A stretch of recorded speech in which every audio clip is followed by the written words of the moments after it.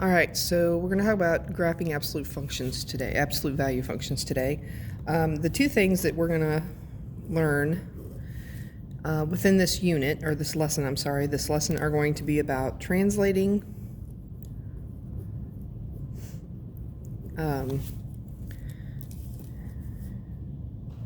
absolute value functions.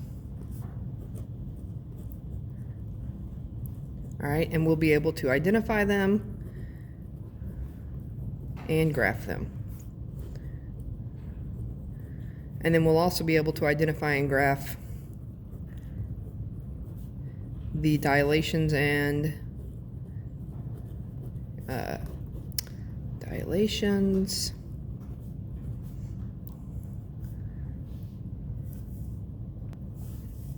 reflections.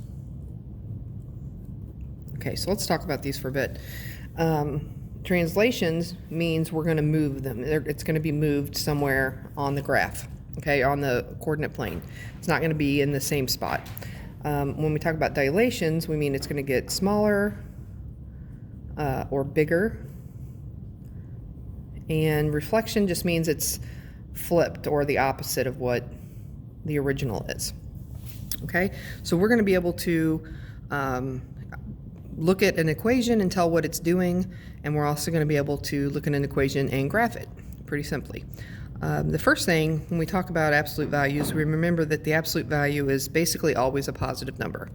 So if we are going to graph on this number line, all right, where x, the absolute value of x is less than 4, well, we know that it can't be 4 because it's not equal to, it's less than. So we put an open circle on 4, and it's less than 4.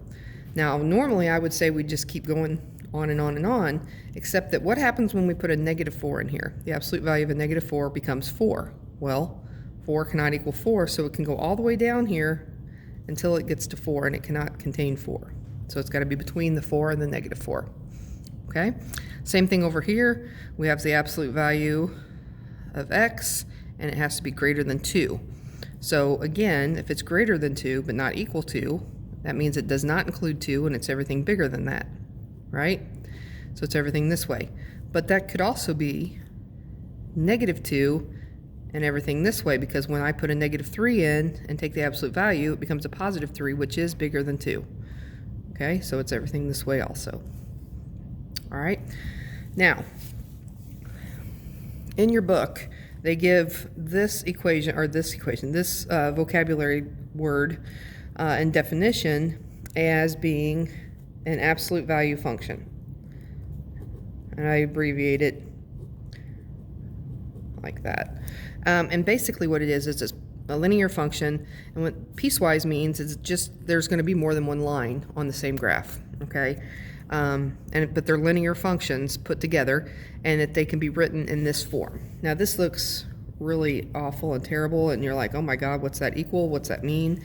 But I'm going to break that down for you in a few minutes, just to tell you what each one of those letters mean. There's absolute value lines here too. I don't know if you can see those, but and it won't be as confusing then once I kind of explain what each one of those letters represent. Okay, the maximum or minimum point on a graph of an absolute value is called the vertex. Okay, so the thing is with absolute values, okay, so graphs of absolute values always look like a V.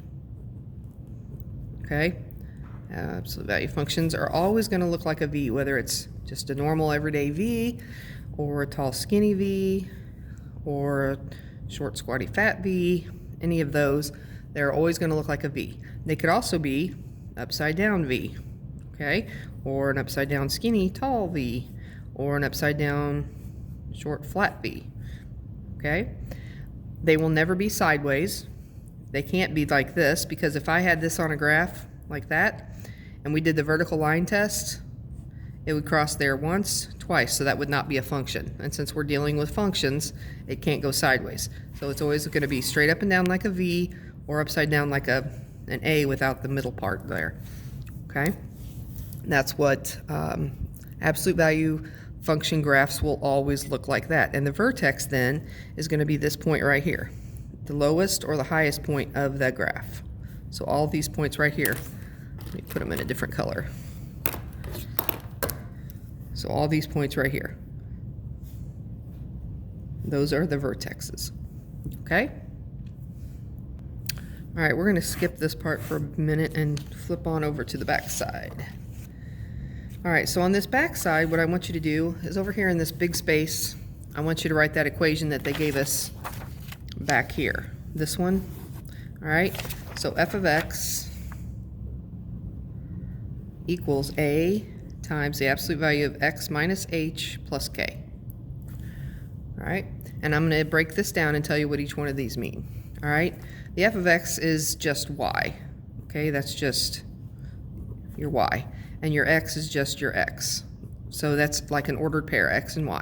Okay, your a, if there's a negative sign in front of it, that is, if it's positive, so no sign at all, that means it's going to open upward. The v will open upward. Okay, open up. And if it's negative, it's going to open down.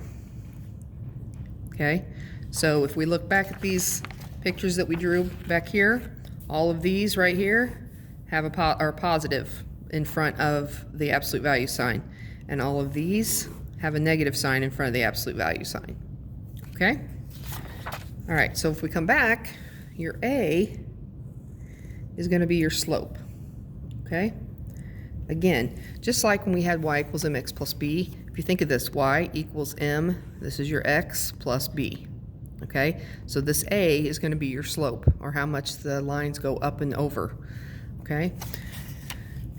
And if A is greater than 1, meaning like if there's a 2 here or a 3 or even a -4 or -5, any of those numbers, it's going to be tall and skinny. The V will be tall and skinny, okay? And the bigger the number, the skinnier it gets, okay? And then if it's less than 1 or like a fraction, okay, it's going to be short and fat. And the smaller the fraction, so like if you have 4/5 compared to 1/5, the 1/5 is going to be shorter and fatter. It's going to be more squatted, compressed, and spread out. Okay. This H, notice that negative sign there. Okay, that's going to change things up a little bit here, a little bit. So this is going to tell you how much the vertex moves side to side, or left to right, left or right. And it's going to be opposite of what you think. So if you have, for example, let's come up here. If I have y equals the absolute value of x minus 3, okay? If this tells me how much I move left or right, you would think that because it's a -3 that it would move to the left 3. But what you have to ask yourself is, what number do I need to put in for x to make this true? Okay, well, I would have to put a +3 in there, right? So then that means I move 3 to the right. Okay, and if it was x plus 3 on the inside, I would need a -3 here, so I would move this 3 to the left. All right, so if it's a negative inside, you move it to 3 to the right. If it's a positive, you move it 3 to the left. Oops, I didn't put that where you can see that. Okay. All right, so if we were to connect these dots, take these functions and compare it to the description over here. So we have where h is greater than 0. So if h is positive, right, if h is positive, we move it to the left. So it's going to move horizontally to the left. All right. If we have k is greater than 1, oh, I didn't talk about k. My bad. Let's go back. So k, this back end back here, this is going to tell you how much you move up and down. So how much the vertex moves up and down. Okay? So if k is greater than 1, that means it's positive. It's going to move up, vertically up. And if it's less than 0, which is a negative, it'll move down. So then that means that this would move to the right. Okay? The key here is this right here. If you can remember this, that'll help a lot. Okay? All right, so down here, we have a picture of what they call the parent function. Okay, they talked about it on the front a little bit, and they'll talk about it down here more, but basically the parent function is this guy right here. Okay, f of x equals the absolute value of x. There's no numbers in the front, there's no numbers inside the absolute value with it, and there are no numbers on the back side of it either. Okay, so that means its vertex is at 0, 0, and its slope is up 1 over 1. So you start at the vertex, you go up 1 over 1, up 1 over 1, and you do that on both sides. Up 1 over 1 on both sides. Okay, that's the parent function. Now here, we have another one that they graphed. Okay, and they have it right here, g of x. Okay, and they want to know what's the h in this case. Well, if this is the original vertex, and here's the new vertex, how much did that vertex move? Left or right? Well, it went to the right 3 spots. 1, 2, 3. So if I come back up here to my notes and it says 3 to the right, it has to be x minus 3 on the inside. So h has to be negative 3. Okay? And then how much did it move up and down? Well, originally it was on the x-axis, right? And now it's 2 up. So k, the backside number, has to be 2. That means our equation, if we put these into where h and k are, up here, our equation is going to look like the absolute value of x minus 3 plus 2. Okay?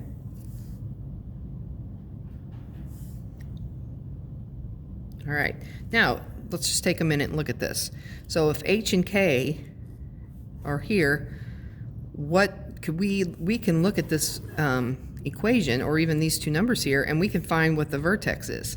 And we can look at the graph and tell too. If I look at this graph, I know that the vertex is at 3, 2. So I can say, ooh, I know that inside the absolute value is going to be a negative 3, and the one on the outside is going to be a positive 2. Okay? Or I can look at an equation like this and say the vertex is going to equal the opposite of this, which is positive 3, and then whatever this is, positive 2. So that's my vertex of my new line. And then since there's no number out here in front, we know that we just go up 1 over 1, up 1 over 1 on both sides. Okay, and lastly, they give you an equation where it's g of x equals 1/2 x. Okay, so we can graph this a couple different ways. We can do it the way we were doing it up here, or we can make a graph, or a table, pick some numbers for x and find out what that means for y, or g of x. So if I put negative 4 in here to this equation, all right, so g of x equals negative 1/2 times the absolute value of x. If I put negative 4 in for the absolute value of x, the absolute value of negative 4 would be 4 divided by 2, or 1/2 of 4 is 2, and then the negative of that would be a negative 2. Okay? If I put 2 in here, negative 2, the absolute value of a negative 2 is 2, half of 2 is 1, and then we want the negative of that, so it's a negative 1. If I put 0 in for x, 0 times anything is still 0, so that's still going to be 0. If I put 2 in here, the absolute value of 2 is 2, and half of 2 is 1, and then the negative of 1 is negative 1. So you see the pattern it's making. So now I have these ordered pairs. Negative 4, negative 2, all these, and I can plot these points. So negative 4, 1, 2, 3, 4, and down 2. Okay, or negative 2 and negative 1, 0, 0, and then positive 2, negative 1, positive 4, negative 2. Okay, and I can graph it, or I can collect it.